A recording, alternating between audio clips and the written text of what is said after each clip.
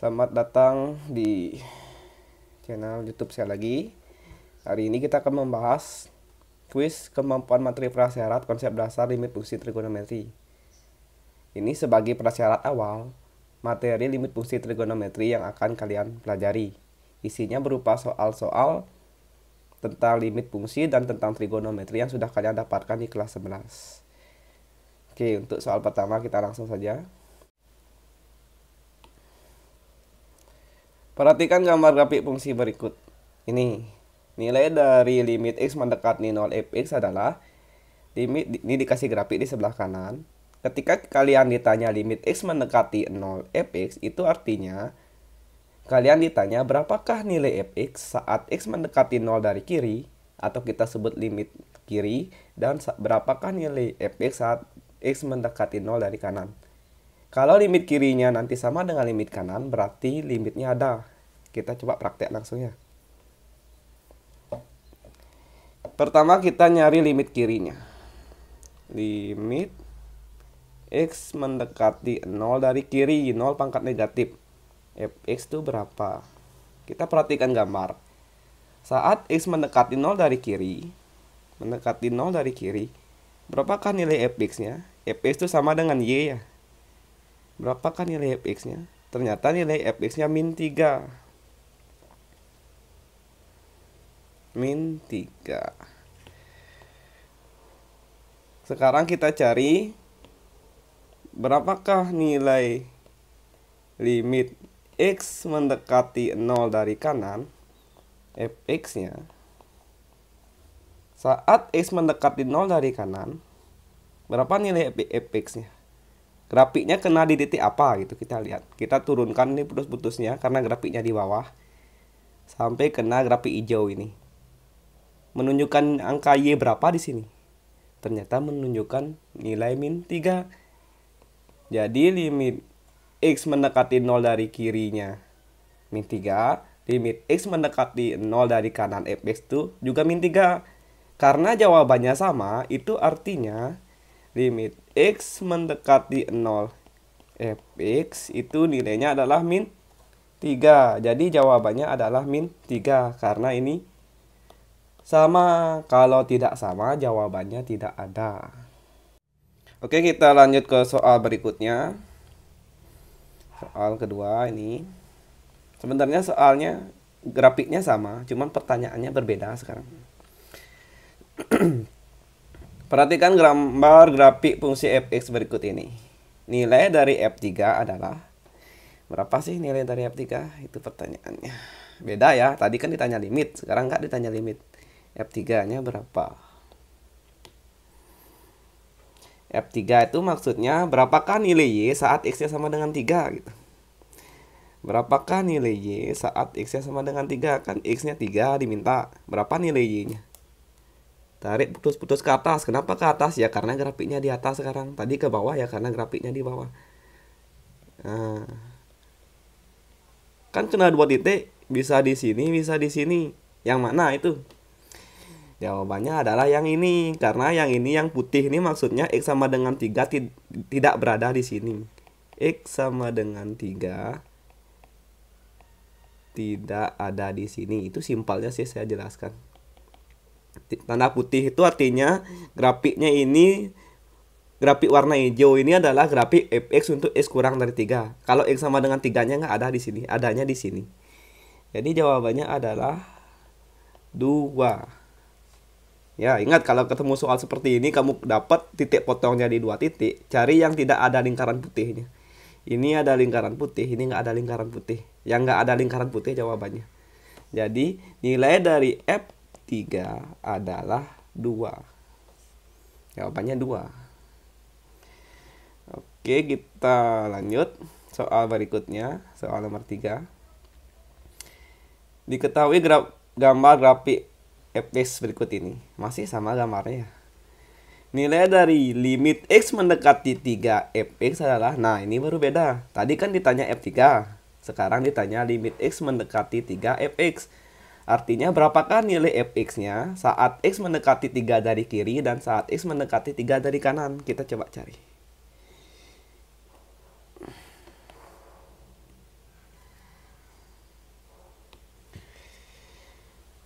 Berapakah nilai limit X mendekati 3 dari kiri?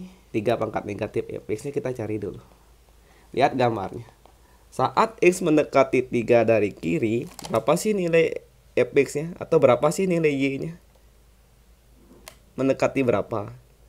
Oh, kira-kira dia mendekati 6. Jadi ini jawabannya 6. Jadi limit X mendekati 3 dari kiri fx adalah 6. Kemudian kita cari limit fx. Kita cari limit X mendekati 3 dari kanan fx. Berapa nilainya? Mendekati 3 dari kanan fx. Berapa itu nilainya? Kita lihat sumbu y-nya. Ternyata menunjukkan angka 2. Sama nggak? Kan tidak sama. Kalau limit kiri dan limit kanannya tidak sama, itu artinya limit X mendekati 3 fx tidak ada. Tidak ada jawabannya. Tidak ada karena limit kiri dan limit kanannya tidak sama. Lanjut ke soal berikutnya. Perhatikan gambar grafik fungsi fx berikut ini. Nilai dari f2 adalah, untuk nyari f2 bisa dilakukan dengan menggunakan dua cara. Pertama, kita memperhatikan grafik. Kedua, kita mensubstitusikan dua ke fungsi ini. Ya, kita pakai cara pertama dulu. Langsung lihat di grafik. Kan ditanya f2. Saat x-nya sama dengan 2, ini pas di 2. Saat x-nya pas di 2, berapakah nilai fx-nya? Atau berapakah nilai y-nya? Kita tarik garis putus-putus ke atas. Kenapa ke atas? Ya karena grafiknya di atas. Ya, terus kepotong nggak grafiknya? Kalau kamu lanjutkan pakai GeoGebra, grafiknya tidak akan pernah terpotong. Ini grafiknya sampai kapanpun tidak akan pernah terpotong kalau kita lanjutkan. Sampai kapanpun dia tidak pernah terpotong. Itu artinya apa? Ya artinya simple. F2 tidak ada. Ya karena kalau saya tarik ke atas sampai kapanpun grafiknya tidak akan pernah terpotong. Garis titik-titik biru ini tidak akan pernah memotong grafik yang warna merah ini. Jawabannya tidak ada. Nih. Terus bagaimana kalau kita menggunakan metode substitusi? Boleh nggak? Ya boleh. Itu kan dikasih fungsinya ini 2x tambah 4 per x min 2 kuadrat. Kita ganti x-nya dengan 2. Jadinya 2 kali 2 tambah 4 per 2 kurang 2 kuadrat sama dengan 2 kali 2 4, 4 tambah 4 8, 2 kurang 2 0, 0 kuadrat 0, 8 bagi 0 berapa? 8 bagi 0 tak terdefinisi. Pembagian suatu bilangan dengan 0 tak terdefinisi dalam matematika. Alasannya apa? Ya nanti saya kasih videonya kenapa pembagian suatu bilangan dengan 0 itu tidak diperbolehkan di matematika. Tak terdefinisi. Atau dengan kata lain ya tidak ada. Oke, lanjut ke soal berikutnya. Sama sekarang soalnya. Gambarnya sama, cuman pertanyaannya berbeda. Perhatikan gambar grafik fungsi fx berikut. Nilai dari limit x mendekati 2 fx adalah, tadi ditanya f2, sekarang ditanya limit x mendekati 2 fx. Jadi kita cek limit kiri, limit kanannya. Kita cek limit kiri, limit kanannya. Kita cari tahu limit x mendekati 2 dari kiri, fx-nya berapa? Ya, mendekati 2 dari kiri. Mendekati 2 dari kiri. Ya. Belum kena grafik merahnya. Tetapi apabila kita lanjutkan, suatu saat pasti kena. Kemudian berapa nilainya? Nilainya adalah tidak lain merupakan bilangan yang sangat-sangat besar. Suatu saat pasti kena. Tetapi nilainya berupa bilangan positif yang sangat-sangat besar. Atau bisa kita tulis positif tak hingga. Oke, kita coba lagi. Sekarang kita cari limit X mendekati 2 dari kanan fx. Mendekati 2 dari kanan. Ya, terus sampai kapan nih kena? Ya, sama sih kejadiannya dengan limit X mendekati 2 dari kiri. Sama kejadiannya kalau kita lanjutkan. Suatu saat pasti kena. Kalau X sama dengan 2 pasti nggak kena. Tapi kalau X mendekati 2 pasti suatu saat kena. Nilainya berupa bilangan yang sangat-sangat besar, yaitu positif tak hingga. Karena limit kiri dan limit kanannya sama, berarti limit X mendekati 2 fx adalah positif tak hingga. Positif tak hingga. Kita lanjut ke soal berikutnya. Nilai dari limit X mendekati 2 X sama 3 per X min 1 adalah, ya, kita gunakan ketika kalian dapat soal limit, maka langkah pertama coba gunakan cara substitusi langsung. Kalau tidak mau baru pakai cara lain. Jadi limit X mendekati 2 X plus 3 per X kurang 1 adalah, ya tinggal ganti X nya dengan 2. 2 tambah 3 per 2 kurang 1. 5 per 1, 5. Gampang kan? Oke, next. Yang ini. Apa sih ini? Kita ganti X-nya dengan 1. 1 tambah 3 per 1 kurang 1. Sama dengan 1 tambah 3. 4, 1 kurang 1, 0. Berapakah 4 bagi 0? Ya, kalau kalau kita membicarakan konteks di luar limit sih, 4 bagi 0 itu memang tak terdefinisi. 4 bagi 0 itu tak terdefinisi kalau kita ngomongin konteks di luar limit. Ya. Ini di luar limit. Tapi hati-hati ketika menjawab soal limit. 4 bagi 0 ini maksudnya 0 di sini bukan benar-benar 0. Maksudnya ini adalah 4 dibagi suatu bilangan mendekati 0. Suatu bilangan mendekati 0. Oh, nggak paham maksud saya? Oke, saya baca cara lengkapnya. Limit X mendekati 1 X plus 3 per X min 1 adalah sama dengan suatu bilangan mendekati 1. Kan X mendekati 1 ini. Jadi ini sebenarnya dibaca suatu bilangan mendekati 1. Suatu bilangan mendekati 1 ditambah 3 per suatu bilangan mendekati 1 dikurangi 1. Suatu bilangan mendekati 1 itu bukan berarti 1. Ya, itu artinya suatu bilangan mendekati 1 bisa 0,99999 atau bisa 1,000000. Ini mendekati dari kiri, ini mendekati dari kanan. Itu maksudnya. Suatu bilangan mendekati dari 1 itu maksudnya seperti ini gitu. Suatu bilangan mendekati 1 ditambah 3 per suatu bilangan mendekati 1 dikurangi 1 itu sama dengan suatu bilangan mendekati 4 per suatu bilangan mendekati 0. Hasilnya belum tentu tak terdefinisi. Ketika kalian mendapatkan soal limit di mana pembilangnya bukan 0, pembilang bukan 0, pembilangnya bukan 0, tetapi penyebutnya 0,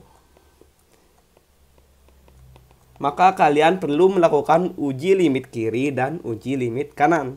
Saya tegaskan sekali lagi ya, kalau dapat soal limit, pembilangnya bukan 0, tetapi penyebutnya 0, kita uji menggunakan limit kiri, limit kanan. Ya, saya ulangi, kerjakan. Kita akan mengerjakan soal ini menggunakan limit kiri dan limit kanan.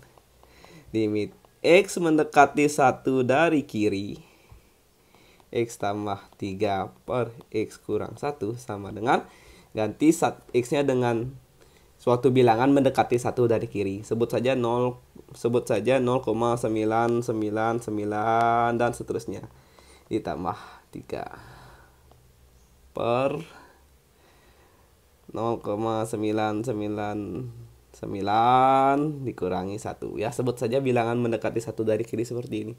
Sama dengan 3,999. Nih 0,000. Berapa hasilnya? Suatu bilangan dibagi, maaf ini negatif ya. 0,9999 dikurangi 1 sama dengan itu negatif 0,000000 dan seterusnya. Suatu bilangan dibagi suatu bilangan bilangan bukan 0 dibagi suatu bilangan yang mendekati 0, itu hasilnya tak inga. Karena ada negatifnya, negatif tak inga. Suatu bilangan tidak bisa dibagi 0, tetapi suatu bilangan bisa dibagi suatu bilangan yang mendekati 0. 3,9999 dibagi 0,0000, suatu bilangan mendekati 0, hasilnya tak inga. Karena ada negatif, negatif tak inga. Kita coba cari limit kanannya. Tadi kan limit kiri. Sekarang limit kanan. Limit X mendekati 1 dari kanan, X plus 3 per X min 1 sama dengan 1,00000. Bilangan mendekati 1 dari kanan ya anggap 1,00000 tambah 3 per 1,00000 kurang 1. 1,000 ditambah 3 tuh 3,000 dan seterusnya. 1,000 dikurangi 1 itu 0,000 dan seterusnya. Saya ingatkan kembali, 0,000 ini adalah suatu bilangan mendekati 0, tetapi bukan 0. Jadi bisa dibagi. 3,000 dibagi suatu bilangan mendekati 0, tetapi bukan 0. Hasilnya positif tak hingga. Jadi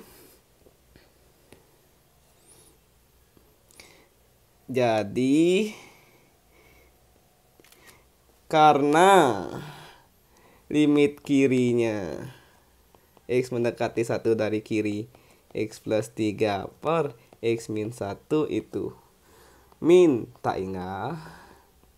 Limit kanannya X plus 3 per X min 1-nya positif tak ingat. Karena tidak sama,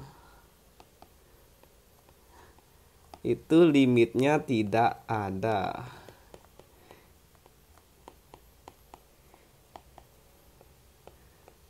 Ya, jadi jawabannya ini. Ya, jadi kalau dapat soal pembilang bukan 0, penyebutnya 0, coba uji limit kiri, limit kanan. Nah, sekarang untuk 3 soal terakhir. 3 soal terakhir ini mengenai trigonometri. Soal yang pertama, grafik fungsi trigonometri yang sesuai dengan grafik yang ditampilkan pada gambar berikut adalah, tahu nggak grafik apa? Ini adalah grafik sin X.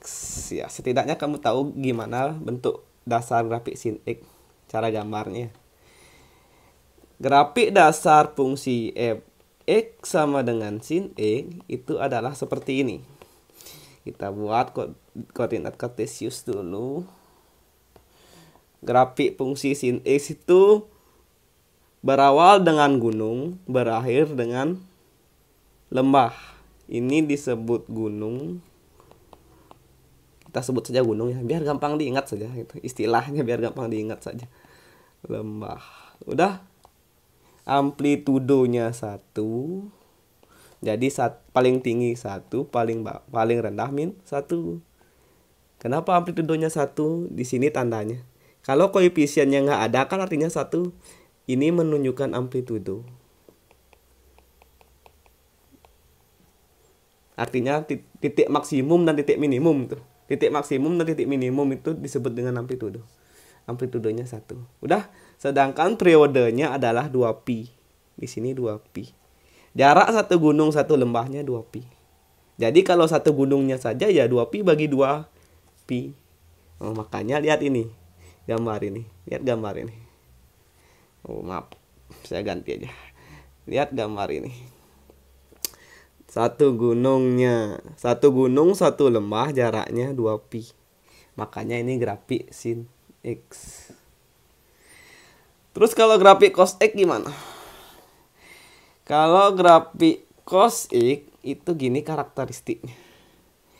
Grafik fx sama dengan cos X. Grafik cos X itu berawal dari puncak gunung, berakhir dengan puncak gunung. Itu. Ini puncak gunung, ini puncak gunung. Sama amplitudenya 1. Ini min 1. Ke atas 1, ke bawah min 1. Udah. Dari puncak gunung ke puncak gunung itu jaraknya 2pi. Sehingga kalau di tengah-tengahnya itu ini adalah pi. Ini kita sebut dengan grafik cos X. Terus kalau grafik sin X-nya seperti apa? Grafik tan X-nya seperti apa maksud saya? Grafik tan X itu yang ini. Nomor 12 seperti ini grafik tan X. Ya, kayak huruf S gitu. Ingat polanya seperti apa. Jadi kalau saya gambar sketsanya ulang ya. Gini caranya gambar sketsanya. Kamu buat koordinat kartesius. Kamu buat ini pi per 2, 90 derajat. Kemudian pi 180 derajat. 3 pi per 2, 270 derajat. 2 pi. Buat garis putus-putus di pi per 2. Buat garis putus-putus di 3 pi per 2. Kemudian kita buat huruf S terbalik. Iya, huruf S terbalik. Iya. Ya, seperti ini. Ini adalah grafik fx sama dengan tan x. Oke. Kemudian yang terakhir. Masih ingat kan pelajaran fungsi trigonometri dasar seperti ini? Kuadran 1, kuadran 2, kuadran 3, kuadran 4, masih ingat? Oke, kita coba ya.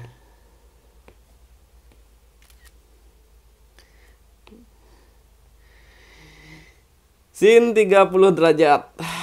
Sin 30 derajat itu berapa? Setengah. Tambah cos 315. Berapa? Cos 315 derajat. Masih ingat kan kuadran? Ya, kalau nggak ingat saya kasih tahu aja deh. 0 derajat, 90 derajat, 180 derajat, 270 derajat, 360 derajat. Kuadran 1, kuadran 2, kuadran 3, kuadran 4. Di sini semua positif, all. Di sini sin positif dan juga temannya kebalikannya. Kebalikan sin apa? 1. Kebalikan sin itu adalah cosec X.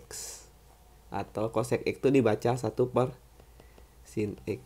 Di kuadran 2 hanya sin X dan cosec yang positif. Di kuadran 1 semua positif. Di kuadran 2 sin dan cosec positif. Di kuadran 3 tan yang positif. Dan juga kebalikannya. Kebalikannya apa? 1 per tan X itu, atau kita sebut dengan kotan. Di kuadran 4 apa yang positif? Cos yang positif. Dan juga kebalikannya yang disebut sekan. Sekan itu 1 per cos. Oke.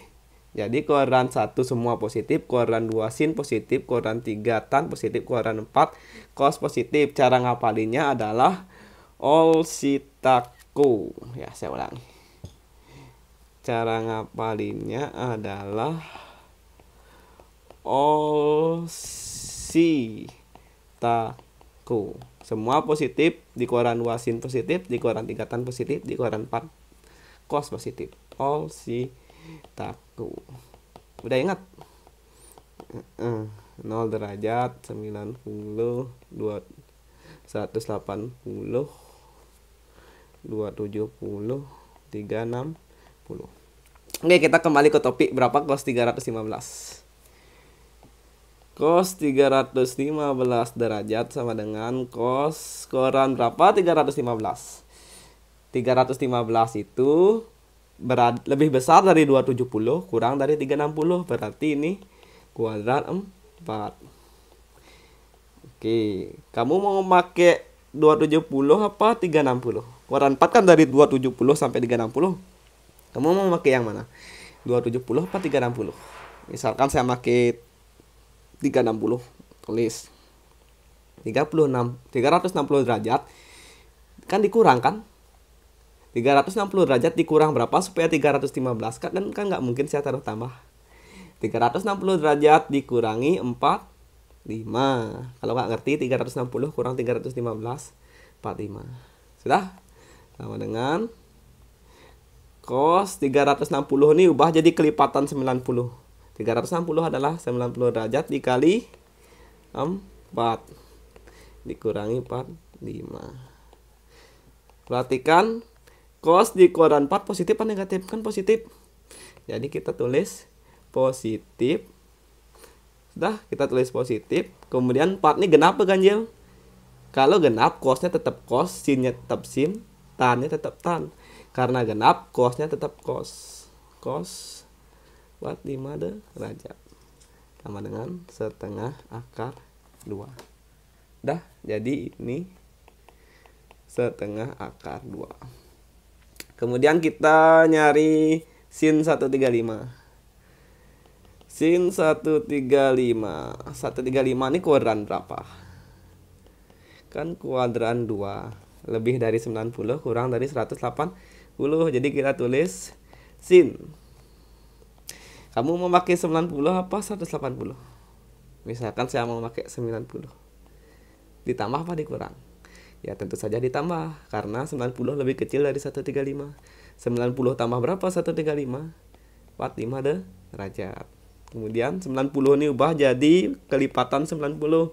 90 derajat ini tidak lain adalah 90 derajat kali 1. Kalau 360 tadi kan 90 derajat kali 4.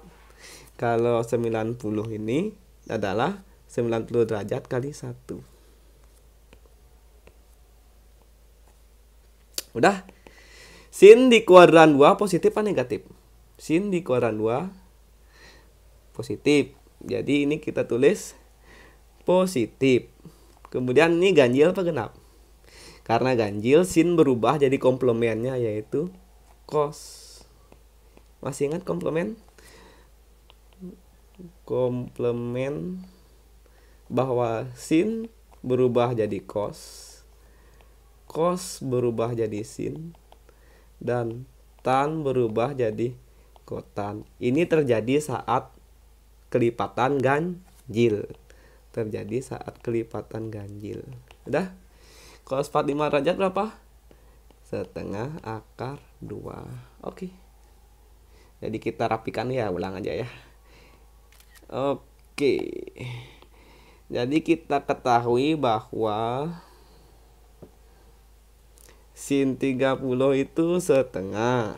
Cos 315 tuh kita dapatnya setengah akar 2. Sin 135 dapatnya setengah akar 2. Tan 45 itu 1. Sama dengan setengah, ini habis tambah 1. Samakan penyebut. Sama dengan 3/2. Selesai untuk pelajaran hari ini.